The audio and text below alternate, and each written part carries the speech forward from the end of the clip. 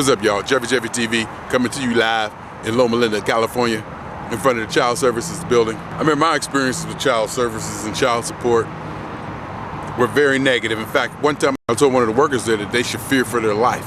I was so frustrated and felt so helpless.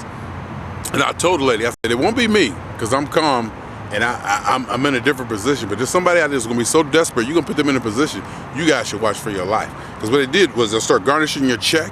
You can't stop them. Whether you're right or wrong, they're just gonna take your money.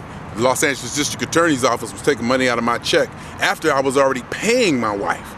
See, I was paying her, but they said since it didn't go through them, it didn't count. And I didn't even know to send it to them. You have no idea to send it to them. And what it was is this, all that money that I gave her, they said was a gift. And I owed all that money. They literally told me I owed all that money. They were taking money out of my check and they wouldn't stop. It was just completely frustrating. I was caught up. I had overpaid. The money was going to my kids, so it really wasn't, wasted or anything. But it's just, I felt so helpless. They was garnishing my check. It was nothing I could do. And it was just so frustrating. The one thing I was thinking about in the rap industry where I almost found like a newfound respect for them is that I noticed some of them niggers never brag about or rap about how many baby mama they have or how many kids they got. You know all them brothers got kids all over the country talking about I got kids here, kids there, but you never hear that in the music. It's like there's almost a certain line that hip-hop won't cross. Now to me the music is still too far, whatever. I say I don't even want to use radical or a subjective term, so I'll say it this way.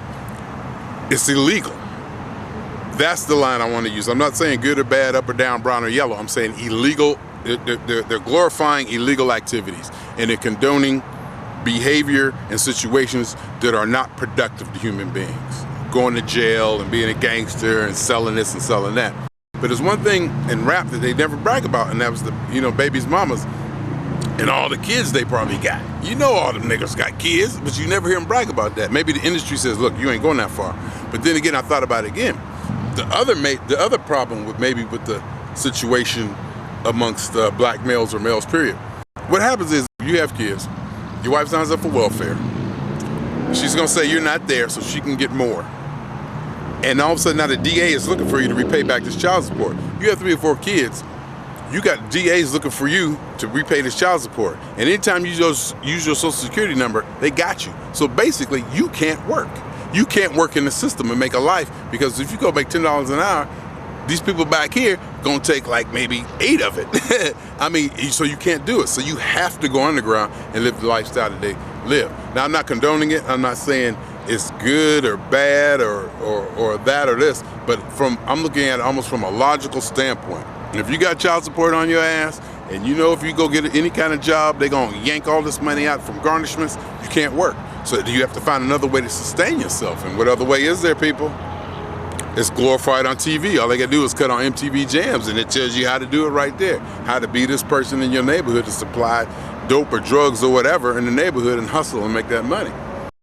That basically put a whole new light on the whole urban black male thing, because you can't work. You really can't work, and you're almost forced to be underground.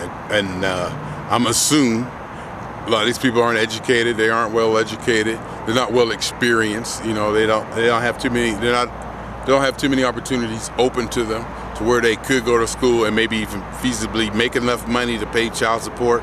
But you have so many kids, there's no way you can do it. You have to go under the radar or you go to jail. You either go to prison or you go under the radar. And both of them is going to force you back to prison. My name is Jeffrey.